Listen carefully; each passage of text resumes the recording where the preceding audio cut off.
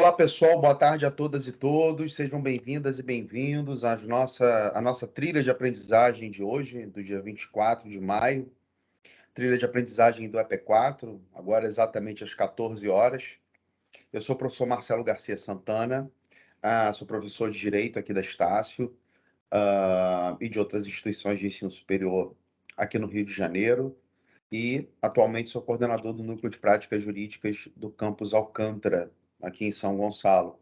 Estão participando dessa atividade estagiários e estagiárias dos NPJs, especificamente do EP4, dos Campi Alcântara, Niterói 3, Cabo Frio, Campos dos Goitacazes, salvo engano, Nova Friburgo, enfim, uma série de NPJ, Duque de Caxias, meus alunos de Duque de Caxias, não posso esquecê-los. Uma série de NPJs aí num pool, fazendo esforços, né, para entregar para vocês essas trilhas de aprendizagem. Bom, queria ver aí quem está online, ao vivo, essa aula está sendo gravada, obviamente, depois ela fica disponível para vocês nas equipes do Teams, para vocês realizarem a tarefa correspondente.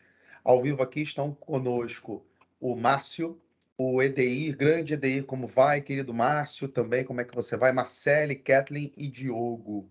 Né? Horário ingrato, 14 horas, né? Nem todo mundo pode participar ao vivo, mas quem puder depois assiste a gravação da nossa trilha, que hoje vamos tratar hoje de ação direta de inconstitucionalidade, a ADI, tá? Queria ver com vocês aí, antes da gente começar, eu estou partindo do pressuposto segundo o qual vocês já estudaram controle de constitucionalidade, né? Eu posso estar equivocado, enfim, pode ser que vocês ainda estejam devendo disciplinas de direito constitucional e pode acontecer de não terem visto ainda esse conteúdo, tá? De qualquer maneira,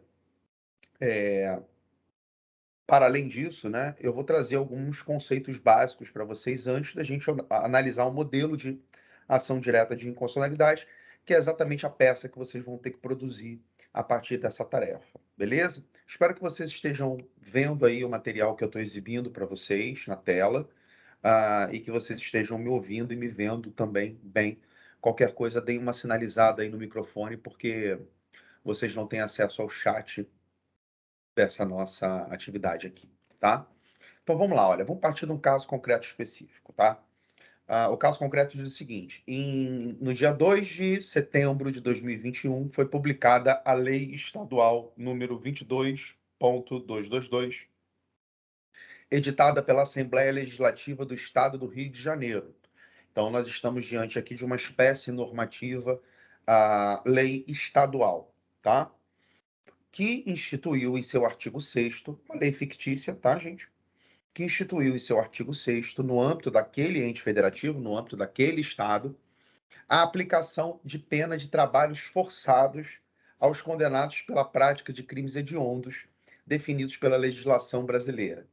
Então, olha só, senhoras e senhores, nós temos aqui uma lei estadual definindo a aplicação, aplicando, né, pena de trabalhos forçados a condenados por prática de crimes hediondos no âmbito daquele estado.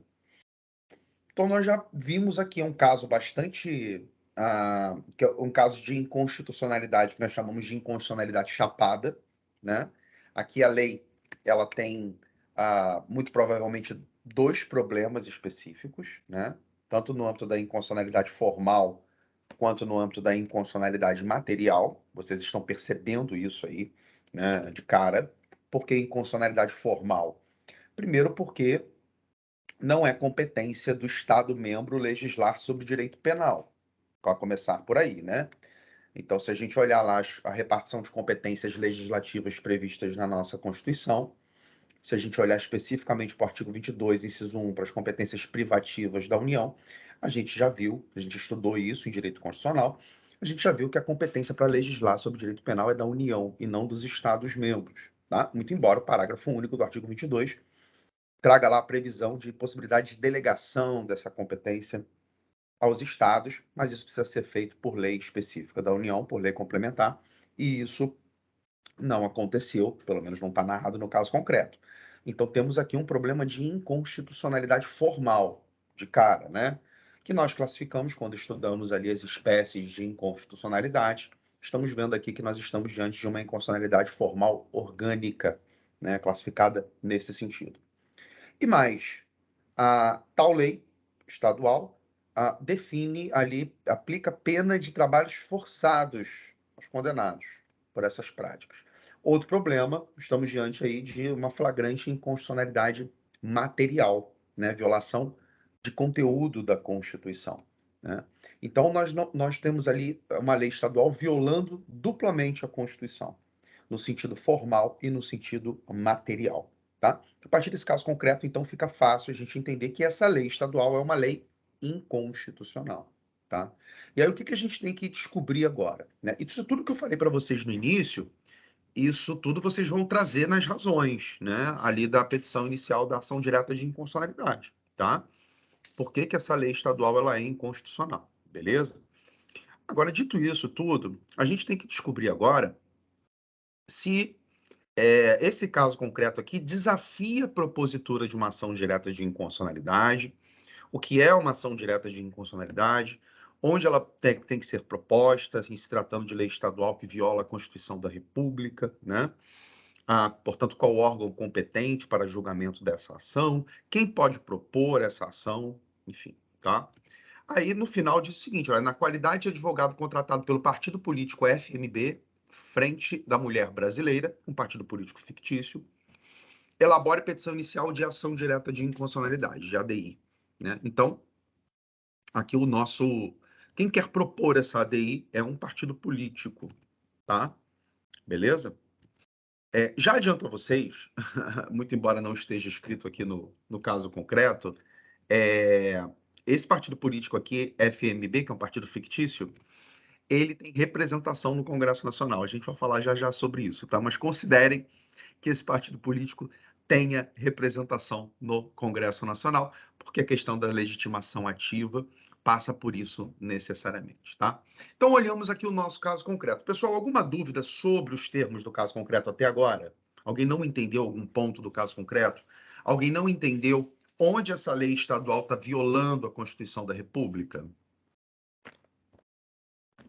Se não, me digam agora para a gente poder avançar, tá? Tá tranquilo, doutor. Beleza, Márcio. Então vamos nessa. Então, seguindo aqui, vamos falar agora um pouco, antes da gente entrar na petição, né? Vamos falar um pouco sobre as características do controle concentrado de constitucionalidade. Por que eu estou falando em controle concentrado? Né? Falando rápido, inclusive, partindo do pressuposto que vocês já estudaram isso. O controle de constitucionalidade no Brasil, pessoal, ele pode ser feito tanto pela via concentrada quanto pela via difusa, tá? Portanto, né, nosso controle é misto aqui no Brasil, tá? Nossa Constituição possibilita, nossa ordem jurídica possibilita o controle por duas vias diferentes. O que nos interessa aqui nesse momento é a via concentrada, o que nós chamamos categoricamente de controle concentrado. O que é controle concentrado em linhas gerais? É um tipo de controle tendo como parâmetro a Constituição de 1988, ou mais especificamente o que nós chamamos de bloco de constitucionalidade, tá?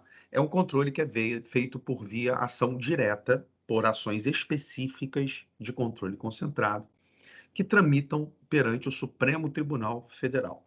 Então, nós estamos falando de um controle de constitucionalidade que é feito diretamente pelo STF, por via ações. Então, nós temos algumas ações, que são ações de controle concentrado, que são propostas diretamente no STF. Então, repara, a questão não está chegando no STF via recurso.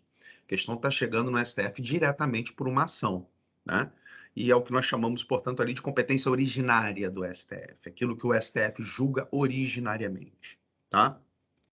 Então, dentro do seu rol de competência originária estão as ações de controle concentrado, entre elas a ação direta de inconstitucionalidade. De quais ações de controle concentrado nós estamos falando? Da ação direta de inconstitucionalidade, que é o nosso tema, da ação declaratória de constitucionalidade, a ADC, a ação direta de inconstitucionalidade por omissão e a arguição de descumprimento de preceito fundamental, a ADPF. Essas outras não são objeto da nossa análise hoje, né?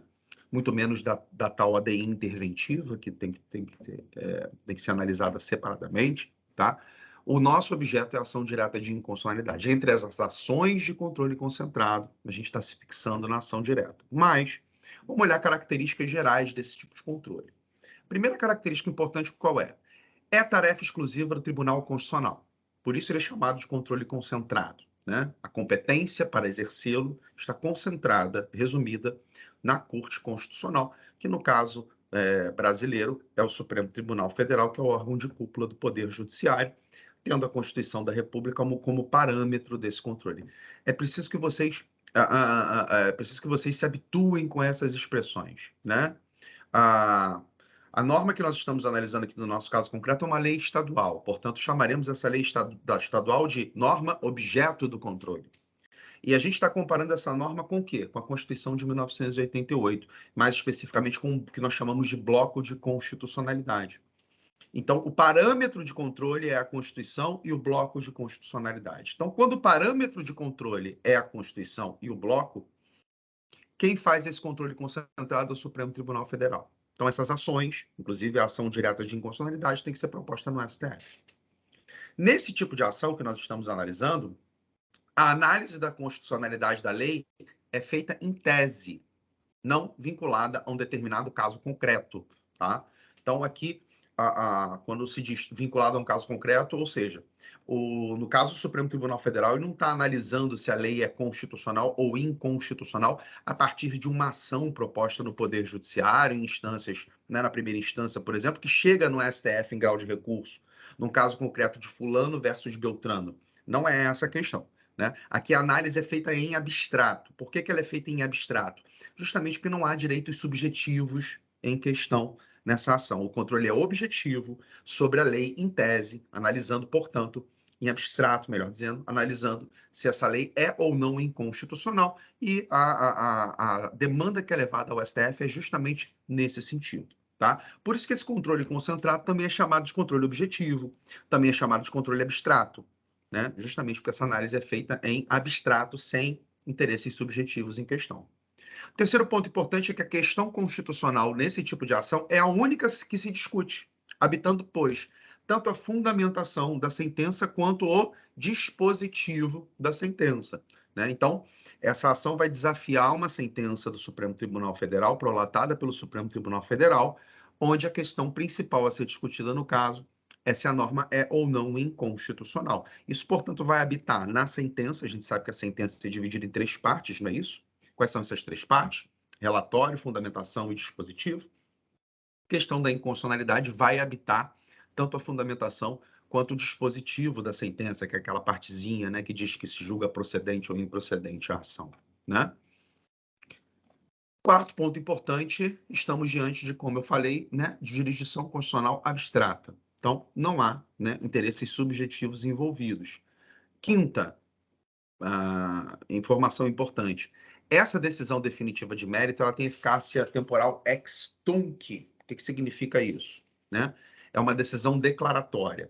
Então, essa decisão, essa sentença, ela retroage até a data do nascimento da lei. Então, quando o Supremo Tribunal Federal declara uma lei inconstitucional via ação direta de inconstitucionalidade, a eficácia temporal dessa sentença retroage até a data do nascimento da lei. Essa é a regra, ok? Por quê, pessoal? Porque quando o Supremo declara uma norma inconstitucional, ele está declarando essa norma inválida.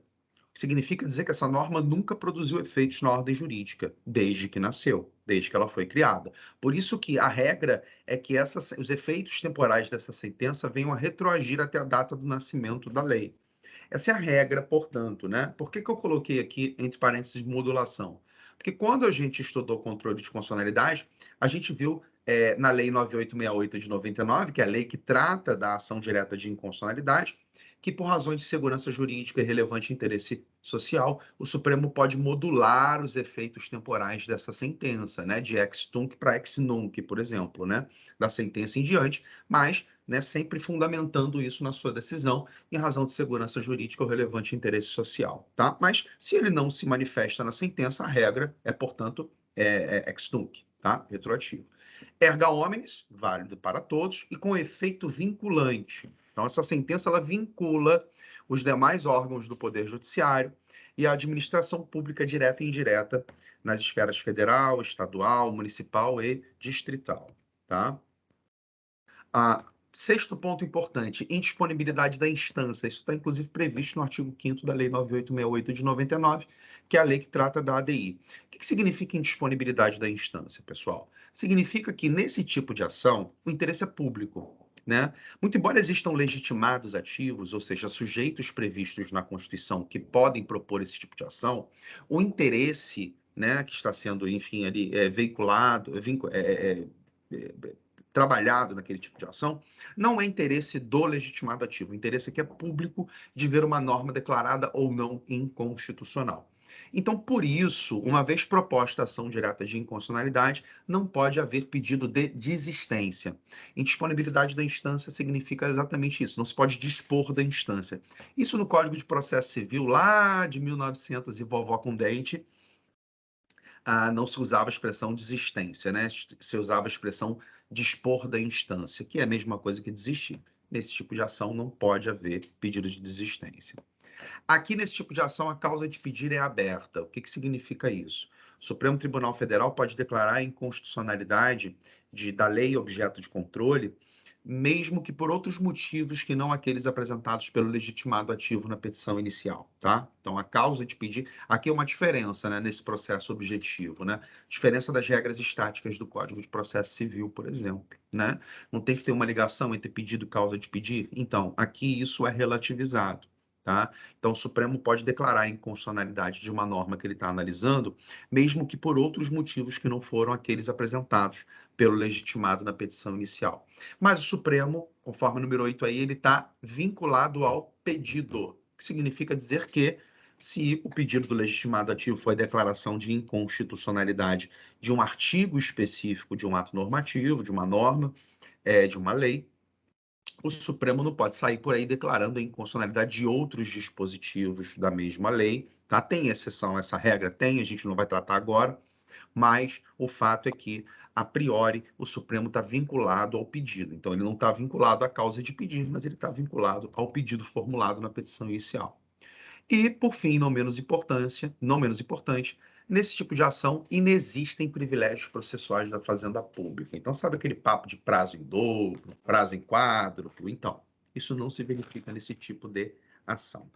Essas são, portanto, características gerais desse tipo de controle, tá? Sim, perdão, tem mais, esqueci. Capacidade postulatória dos legitimados.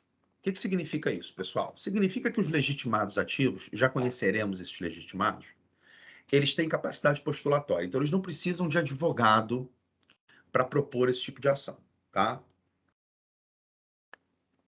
A exceção a essa regra é referente aos partidos políticos, caso concreto aí, né, um partido político, né, querendo propor uma ADI, as confederações sindicais e as entidades de classe. Esses legitimados, esses três legitimados, a gente vai ver que existem outros, mas esses três não têm capacidade postulatória, os demais têm, tá? A gente vai ver o rol de legitimados daqui a pouco, vocês vão poder fazer essa conferência. Então, esses três aí não têm capacidade postulatória. Impossibilidade de intervenção de terceiros. Então, sabe aquelas modalidades de intervenção de terceiros que vocês estudaram no processo civil, né? Litisconsórcio, assistência, etc. Essas modalidades não cabem aqui nesse tipo de ação. A exceção a essa regra é a presença do amicus curiae, né? O que significa amicus curiae, pessoal? Amigo da corte, tá? Singular amicus curiae, plural amici curiae. Ninguém vai sair falando por aí amicus curiae, não, né? Pelo amor de Deus. Né? Singular amicus curiae, plural amici curiae. Que são justamente ali sujeitos que podem participar do julgamento da ação direta de inconstitucionalidade, contribuindo ali, pluralizando o debate nessa ação. Eles podem apresentar memoriais aos ministros do STF e fazer sustentação oral por meio de seu advogado. Então, a exceção à regra da impossibilidade de intervenção de terceiros.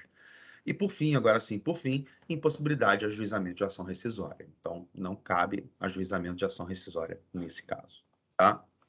Quais são essas ações de controle concentrado, né, que nós comentamos? A ação direta de inconstitucionalidade, que é o nosso objeto, e as demais que eu já citei para vocês.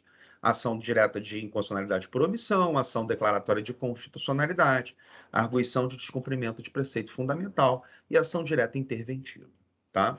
Lembrando que a arguição de descumprimento de preceito fundamental, ela não está regulada pela Lei 9868 de 99. Ela está regulada por uma lei específica, que é a 9882 de 99, tá? Então, a DPF tem uma lei específica para quem está estudando para a prova do OAB, muita atenção. As demais ações vão ser reguladas pela Lei 9868 de 99. Então, falou de controle de constitucionalidade concentrado, duas leis são importantes. 9868 de 99, que trata da ADI por omissão, da ADC e em termos da ADI interventiva, e a DPF é a 9882 de 99, vai tratar especificamente da DPF. Queria chamar a atenção, por fim, aqui, antes da gente entrar especificamente na petição, do que nós chamamos de natureza dúplice ou ambivalente da ADI e da ADC. Por que isso é importante a gente compreender, pessoal? A ADI, que é o nosso objeto de análise, ela pode ser tanto julgada procedente quanto improcedente. O que se pede numa ação direta de inconstitucionalidade, pessoal? Qual o pedido formulado? Que o Supremo declare a inconstitucionalidade de lei ou ato normativo federal ou estadual. Tá? Esse é o pedido formulado. Claro que a gente tem uma ação objeto. No nosso caso concreto, é uma lei estadual absurda, né? Flagrantemente inconstitucional. Então, aqui o pedido é a declaração de inconstitucionalidade dessa norma. Tá? Agora, a ADI pode ser julgada improcedente. Se ela for julgada procedente, qual o resultado que nós teremos? A declaração de inconstitucionalidade. Mas se ela for julgada improcedente, qual o resultado que nós teremos? A declaração de constitucionalidade da norma. Então, repara que a ADI ela tem um caráter dúplice, né? Ou também chamado de caráter ambivalente, né? Procedência equivale à declaração de inconstitucionalidade, improcedência equivale à declaração de constitucionalidade. Ela funciona dos dois lados. A ADC, que é a ação declaratória de constitucionalidade, também tem esse caráter dúplice ou ambivalente, só que elas são ações de sinais invertidos. A procedência de uma equivale à improcedência da outra, como vocês estão vendo aí na tela, né? Se uma ADC for julgada procedente, o Supremo declara a constitucionalidade da norma. E se ela for julgada improcedente, o Supremo declara a inconstitucionalidade da norma. Isso é só uma curiosidade, mas que é bastante cobrado em termos de prova da OAB também, esse caráter dúplice ou ambivalente, já que a gente está falando de ADI, é importante dar uma pincelada nisso. Quem pode propor uma ação direta de inconstitucionalidade, pessoal, que é o nosso objeto? A legitimação ativa, o rol de legitimados ativos, está previsto no artigo 103 da Constituição, incisos 1 a 9. Esse rol está repetido no artigo 2º da Lei 9868 de 99, que é a lei que trata da ADI, e está repetido no artigo 2º, inciso 1 da Lei 9882 de 99, que é a lei que trata da DPF. Então, lembrando daquelas ações lá de controle concentrado que eu falei para vocês, o nosso objeto é a ADI, tá?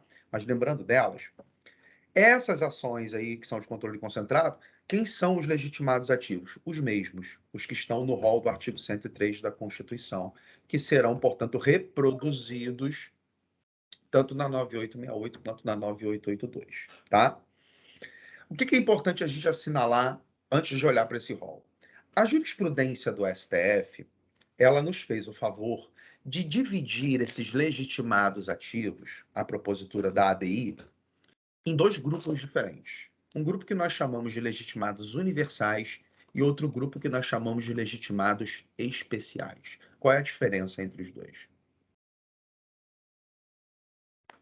Os legitimados especiais, vocês já vão ver quais são. Na petição inicial, eles precisam comprovar ao STF a existência do vínculo de pertinência temática. O que é isso? Tá? O vínculo de pertinência temática, ele é um vínculo, como o próprio nome diz, né, entre as atividades institucionais do legitimado ativo e o conteúdo da norma impugnada. Eu fiz o foco OAB da semana passada, resolução de questões de direito constitucional, tinha uma questão da OAB justamente tratando disso, né? Por exemplo, um governador do estado alfa, o governador é legitimado para propor ação direta de inconstitucionalidade, tá? Só que ele é legitimado especial. Tem que comprovar vínculo de pertinência temática. O governador do estado alfa propôs uma ação direta de inconstitucionalidade em face de uma lei do Estado beta. O OAB adora trabalhar com esses nomes, né? Alfa e beta, vocês já viram isso. Propôs uma ADI em face de uma lei do Estado beta. Como é que eu comprovo o vínculo de pertinência temática? Ora, olhando as informações do caso concreto. Aquela lei do Estado beta, que tratava de questões de ICMS, era uma lei que atingia diretamente os interesses do Estado alfa, né? Numa questão de guerra fiscal, tá? Interesses tributários. Então, ali estava comprovado esse vínculo de pertinência temática ali. Então, quer dizer, o legitimado especial, ele pode propor a ação desde que ele comprove a existência do vínculo de pertinência temática. Isso tem que estar comprovado na petição inicial, tá? Quem são os legitimados? E aí vocês estão vendo aí, LU e LE, né? Quem são esses legitimados ativos que estão no 103 da Constituição? O presidente da República está no inciso 1, ele é um legitimado universal, não precisa comprovar vínculo de pertinência temática. A mesa do Senado Federal, o que é mesa, pessoal, do Senado? É o órgão que dirige os trabalhos da Casa, Senado, tá? Mesa da Câmara dos Deputados, mesma coisa. Mesa da Assembleia Legislativa ou mesa da Câmara Legislativa do Distrito Federal, tá? Então, é mesa da Assembleia Legislativa do Estado ou mesa da Câmara Legislativa do Distrito Federal. O órgão, o Poder Legislativo no Distrito Federal, ele é representado pela Câmara Legislativa, esse é o nome, né, da Casa Legislativa no DF. Aí um legitimado especial tem que comprovar vínculo de pertinência temática. Governador de Estado ou governador do Distrito Federal, legitimado especial. Procurador-Geral da República, legitimado universal. Conselho Federal da OAB, legitimado universal. Partido político com representação no Congresso Nacional. Nosso caso concreto tem a ver com isso, né? Estamos diante de um legitimado universal, tá?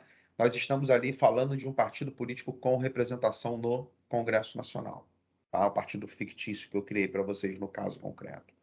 Então, partido político com representação no Congresso é legitimado universal. O que é partido político com representação no Congresso Nacional, pessoal? É um partido político que tem eleito na legislatura vigente, tá? Legislatura, os 4 anos de mandato, tem eleito na legislatura vigente ou um deputado ou um senador. Tá? Então, o partido político tem um deputado ou um senador, deputada ou senadora, eleito ou eleita na legislatura vigente. Basta um, ok? Já tem representação no Congresso Nacional. Então, não é qualquer partido político. É um partido que tem que ter representação no Congresso Nacional. Então, no nosso caso, eu já disse para vocês que esse partido tem representação, tá? Quando eu abrir a atividade no Teams para vocês, obviamente eu vou colocar essa informação lá, faltou aqui no slide do caso concreto. Ele tem representação no Congresso Nacional. Então, ele é um legitimado universal. No nosso caso concreto, ele pode propor uma ação direta de inconstitucionalidade. Por fim, confederação sindical ou entidade de classe de âmbito nacional. O que são legitimados especiais, melhor dizendo? O que é entidade de classe de âmbito nacional? Pessoal, uma entidade de classe é uma associação de pessoas, tá? Então, é uma associação que, de acordo com requisitos estabelecidos na jurisprudência do STF, tem que ser uma associação que represente classe econômica ou classe profissional, tá? Então, aí, tem que representar uma classe, tá? Tem que ter homogeneidade de interesse. O que significa isso? Ela deve representar apenas uma classe econômica ou classe profissional, não pode representar as duas ao mesmo tempo. Os associados devem ser ou somente pessoas físicas ou somente pessoas jurídicas, não pode haver hibridismo na composição social dessa entidade de classe, e essa entidade tem que ter associados em pelo menos 9 estados da federação, 1/3 do Brasil, né? Para ser chamada de entidade de classe de âmbito nacional. Então, o Supremo só reconhece a entidade de classe de âmbito nacional se ela tiver associados em pelo menos 9 estados da federação. Essa regra pode ser relativizada, tem jurisprudência do STF, mas a gente não vai entrar nesse mérito agora. Exemplo de entidade de classe de âmbito nacional, a Associação dos Magistrados do Brasil, a AMB. Então, tanto a Confederação Sindical quanto a entidade de classe de âmbito nacional são legitimados especiais, tem que comprovar vínculo de pertinência temática. Então, voltando aqui nos legitimados. Esse LU e LE estão aí para ajudar vocês, né? Mas é só pensar ali na natureza do legitimado. Olha lá, presidente da República, legitimado, só pode ser legitimado universal, né? Mesa do Senado Federal, universal. Câmara dos Deputados Federais, universal. Mesa da Assembleia Legislativa do Estado membro, ou mesa da Câmara Legislativa do Distrito Federal. interesses regionais, né? Legitimado especial. Governador do Estado ou governador do Distrito Federal, interesses regionais, legitimado especial. Procurador-Geral da República, legitimado universal, claro. Conselho Federal da OAB, é aqui que rola muita dúvida, tá? A OAB aqui não está representando interesses da OAB, está representando interesse público, né? É legitimado universal, mas aí é o Conselho Federal da OAB. Partido político com representação no Congresso Nacional, que é o nosso caso, legitimado universal. Que bom, na petição inicial vocês não vão precisar se preocupar com o vínculo de pertinência temática. E Confederação Sindical Entidade de Classe, legitimado especial. Esse é o que gera mais dúvida, tá? Muita gente erra aí na hora da prova e coloca isso aí como legitimado universal, mas esses aqui são legitimados especiais. Beleza? Vimos aqui a diferença entre legitimados universais e legitimados especiais. Vimos quais são os legitimados para a propositura da ação direta de inconstitucionalidade e vimos que, diante do nosso caso concreto, o partido político que tem representação no Congresso Nacional é um legitimado e é um legitimado universal. Beleza?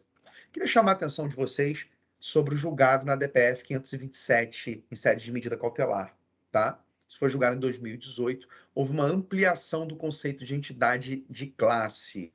Então, não estamos falando aí apenas de classe econômica e de classe profissional.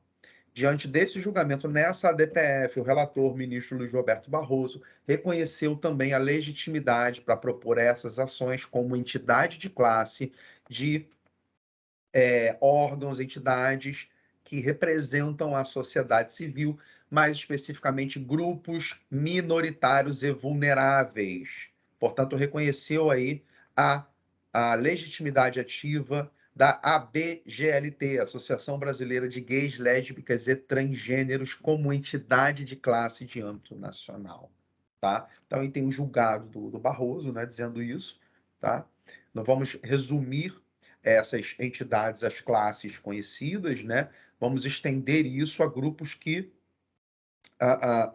precisam de acesso à jurisdição constitucional, que são grupos vulneráveis. Então, muita atenção a partir do julgamento da DPF 527, quando nós falamos de entidades de classe de âmbito nacional, estamos incluindo também aqui, além de classe econômica e classe profissional, grupo de vulneráveis, como, por exemplo, a Associação Encomendo, que representa interesses LGBTQIA+.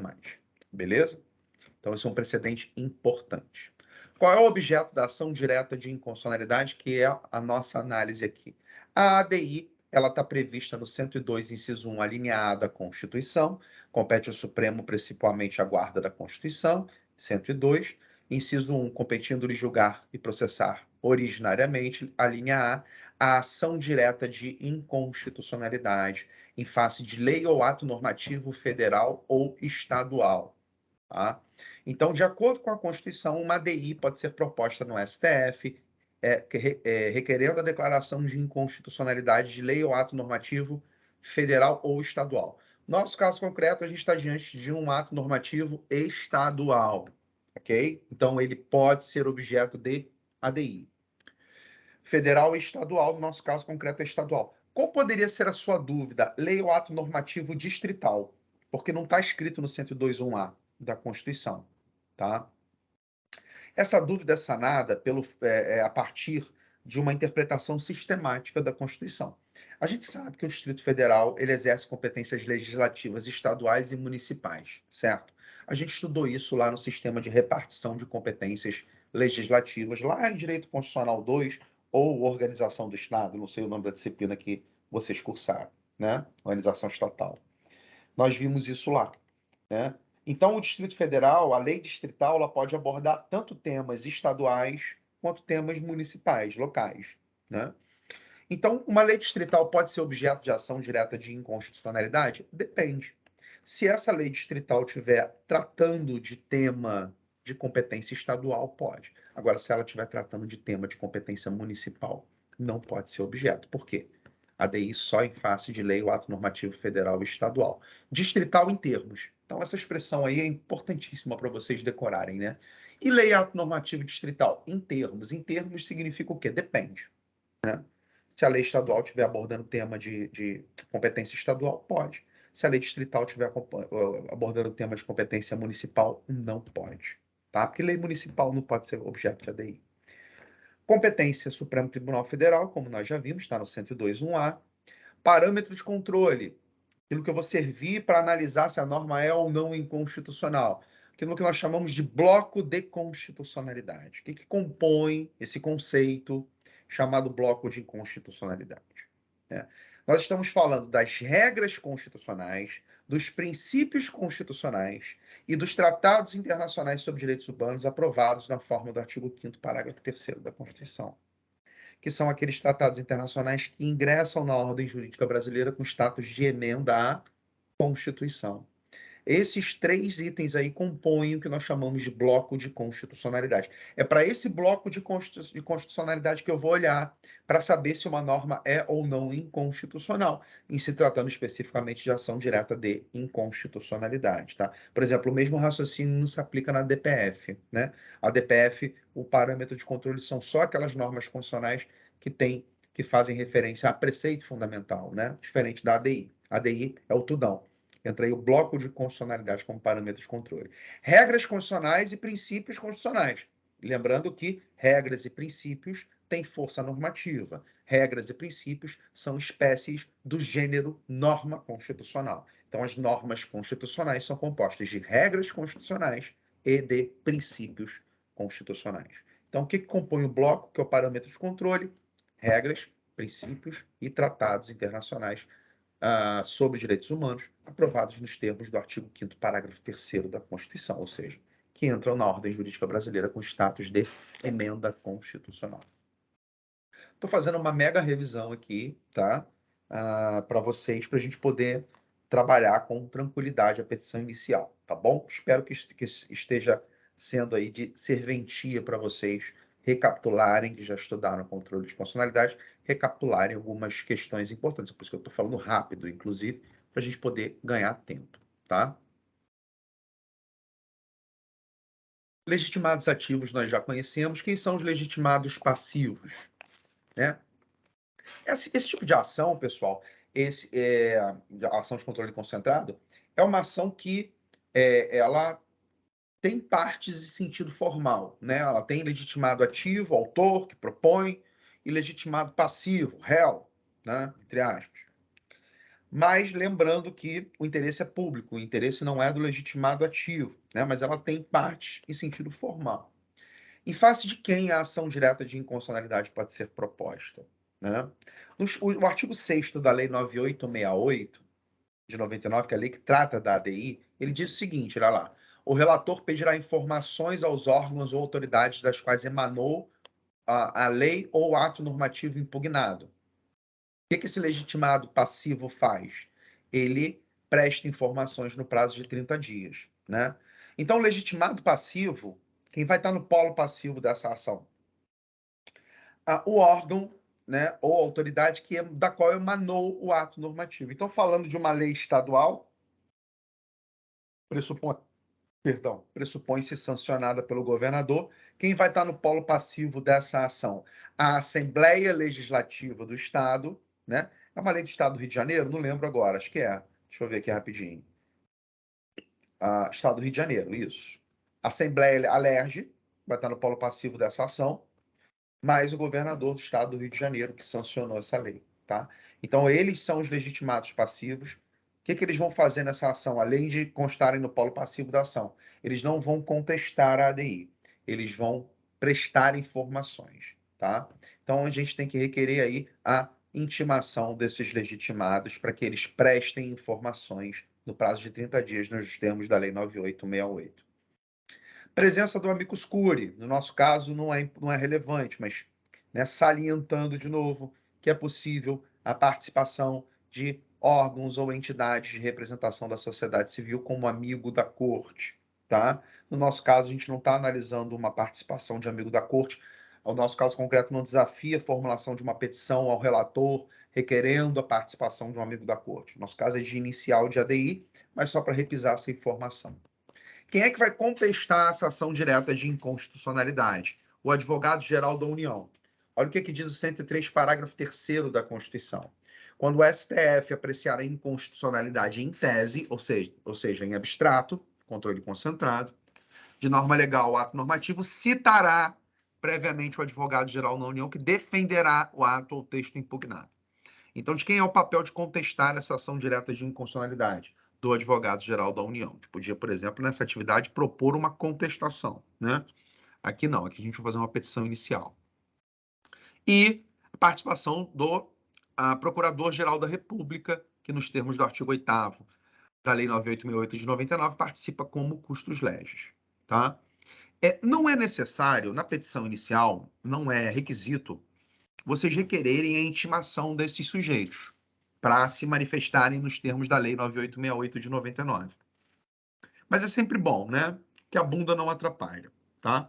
Então, requeiram lá a intimação, tanto do advogado, né? A intimação dos legitimados passivos para prestarem as informações em 30 dias, nos termos ali do artigo 6º da Lei 9868, a citação do advogado-geral da União para contestar a ação, nos termos do artigo 8º da 9868, e a intimação do Procurador-Geral da República para funcionar nessa ADI como custos legis, como fiscal da lei, ok?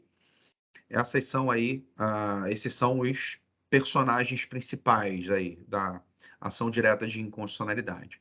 E para a gente finalizar, é possível requerer medida cautelar na ação direta de inconstitucionalidade. A lei traz requisitos formais para concessão de tutela de urgência nesse caso, tá? Tem que ter voto da maioria absoluta dos membros do STF, lembrando que uma ADI vai ser julgada pelo plenário, né, do STF, não por uma de suas turmas. Tem que ter voto da maioria absoluta, salvo período de recesso, quando o relator pode decidir sozinho. E requisitos materiais, obviamente, requisito material de qualquer tutela de urgência, né? Fumus boniuris e periculum in mora, tá? Não é o nosso caso concreto. No nosso caso concreto, não há necessidade de vocês formularem na petição inicial aí, né? Ou ingressarem com algum tipo de tutela de urgência, tá?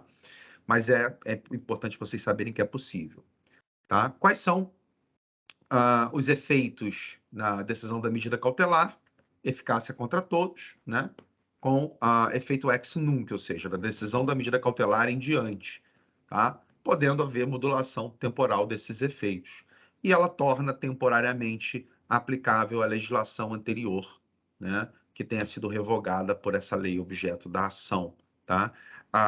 Que é o efeito repristinatório.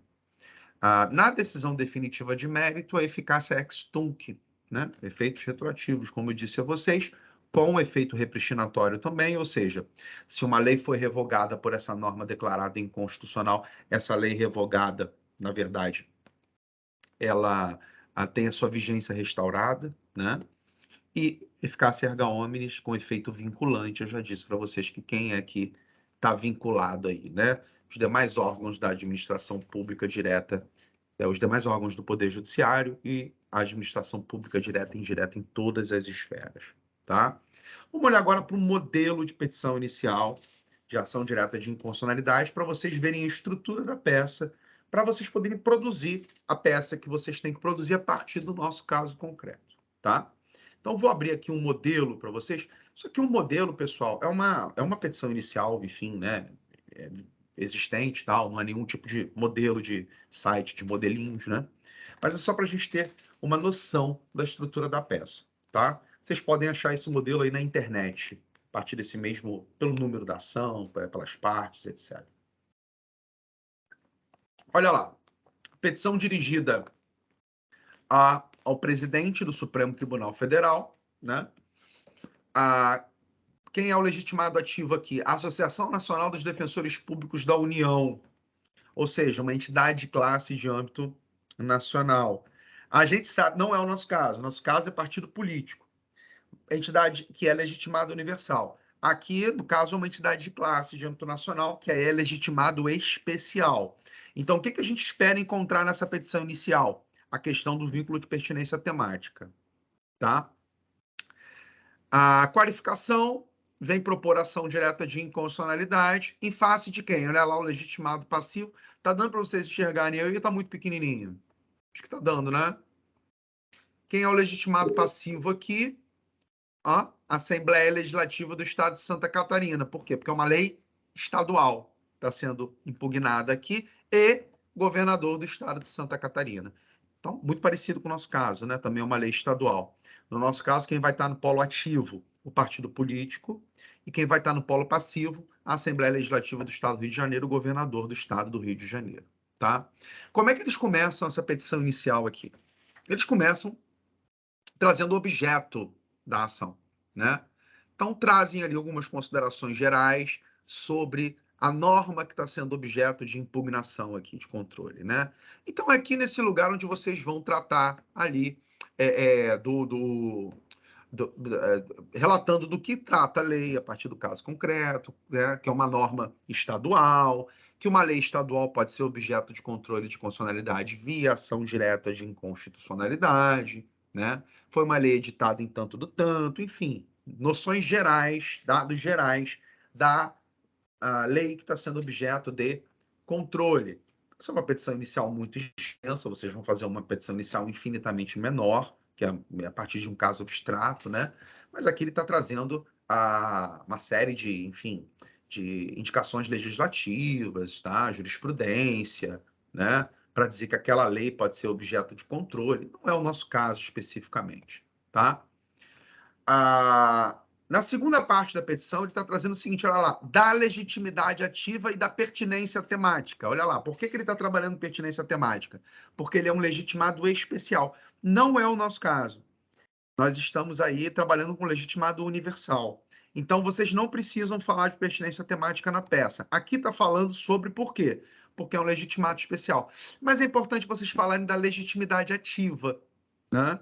Então, vocês estão representando aí um partido político com representação do Congresso Nacional, use esse espaço para falar da legitimidade ativa. Quem está propondo por meio de advogado, lembra que partido político com representação no Congresso não tem capacidade postulatória, né? Você está sendo advogado ou advogada dele aí, né?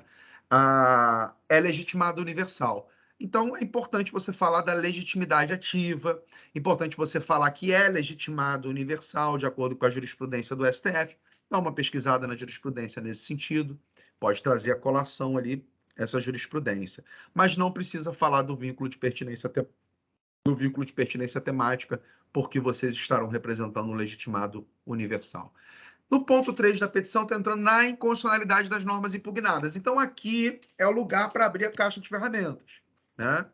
Aqui é o lugar da petição para vocês mostrarem como essa lei está violando a Constituição da República, está violando o bloco de constitucionalidade, portanto. Lembrando que, né, olhando para o nosso caso concreto, né, nossa lei estadual aí está violando a Constituição em dois sentidos, tanto no âmbito da inconstitucionalidade formal orgânica. Pessoal, não dá agora para eu trabalhar com vocês as espécies de inconstitucionalidade, formal, material, não dá para trabalhar isso agora, tá? Circunstancial, mas a inconstitucionalidade formal, ela pode ser orgânica, ela pode ser propriamente dita, por vício formal objetivo, por vício formal subjetivo, ela pode ser por violação dos pressupostos objetivos do ato normativo. Então, tem uma subclassificação de inconstitucionalidade formal que é bastante complexa, né? Por exemplo, em sala de aula, eu gasto praticamente uma aula inteira para falar sobre isso. Então, não dá para a gente falar rapidinho agora. Mas nesse caso aqui, se você der uma estudada nas espécies de inconstitucionalidade, na classificação das inconstitucionalidades, vocês vão estudar inconstitucionalidade formal, inconstitucionalidade material e inconstitucionalidade circunstancial. E aí, na inconstitucionalidade formal, vocês vão ver os subtipos, né? Nesse caso aqui, é inconstitucionalidade formal orgânica. Por quê? Porque o ente da federação, o Estado-membro, está legislando no lugar do ente da federação-união. Então, a gente tem invasão da esfera de competência legislativa, tá? E, como nós vimos lá no início da aula, a gente também está diante de um caso de inconstitucionalidade material. Por quê? Porque a lei em comento do nosso modelo, do nosso caso concreto, está estabelecendo penas de trabalhos forçados, tá? Então, a gente tem duas inconstitucionalidades aí para trabalhar nesse ponto da peça, da inconstitucionalidade das normas impugnadas, tá? Essa petição aqui é enorme, tá? Aqui nessa petição, o legitimado está pedindo modulação temporal dos efeitos da declaração de inconstitucionalidade. Não é o nosso caso. A gente quer aplicação da regra. A gente quer eficácia ex tunc, tá? Não é o nosso caso. Aí vem dos pedidos, parte final, né? Nos pedidos, o que ele está pedindo aqui? Olha lá. Seja recebida e distribuída a ação, tá? Sejam, nos termos do artigo 6º da 9868, solicitadas informações. Olha aí. Quero que o legitimado passivo preste informações no prazo de 30 dias. Está pedindo aí na letra B da petição, tá? Acho que ele está pedindo. Ouvidos sucessivamente o advogado-geral da União e o procurador-geral da República, nos termos do artigo 8º da 9868. Advogado-geral da União para contestar, vai ser citado para contestar. Procurador-geral da República intimado como custos legis para se manifestar. Cada um vai se manifestar sucessivamente. E seja, ao final, julgada procedente a ação. Para quê? Para declarar inconstitucionalidade do objeto. Que aqui, nesse caso, é o artigo 104 da Constituição de Santa Catarina e da Lei Complementar Estadual 155. Tá? Por violação, aí ele aponta ali o dispositivo da Constituição de novo que está sendo violado. E aí, por fim, definido prazo não superior a 1 ano para que tais normas sejam consideradas ainda constitucionais. Isso aqui é um fenômeno de inconstitucionalidade progressiva, ou que nós chamamos de lei ainda constitucional. A gente não vai trabalhar isso agora, então esquece essa letra E aí desse pedido, que ele não tem relação com o nosso caso concreto. O que tem relação com o nosso caso concreto aqui? Requerimento de recebimento e distribuição, a intimação do legitimado passivo, dos legitimados passivos para prestar informações, nos termos do artigo 6º, citação do advogado-geral da União para contestar e intimação do procurador-geral da República para atuar como custos legis, tá? E, ao final, seja julgada procedente para declarar a inconstitucionalidade do dispositivo que está elencado ali no nosso caso concreto. No final, atribui a causa para efeitos de alçada o valor de R$1.000, data, assinatura OAB. Essa é a petição inicial. Vamos lá. Dúvidas? Usem o microfone, por favor. Se é que vocês ainda estão aí, se vocês não morreram, se vocês não deixaram seus avatares aí, né, na aula, não sei qual sentido teria disso, né? Já que isso aqui é gravado. Mas vamos lá. Tem dúvida? Tem pergunta para fazer? A aula foi rápida, né? Foi papum, a gente só tem 1 horinha.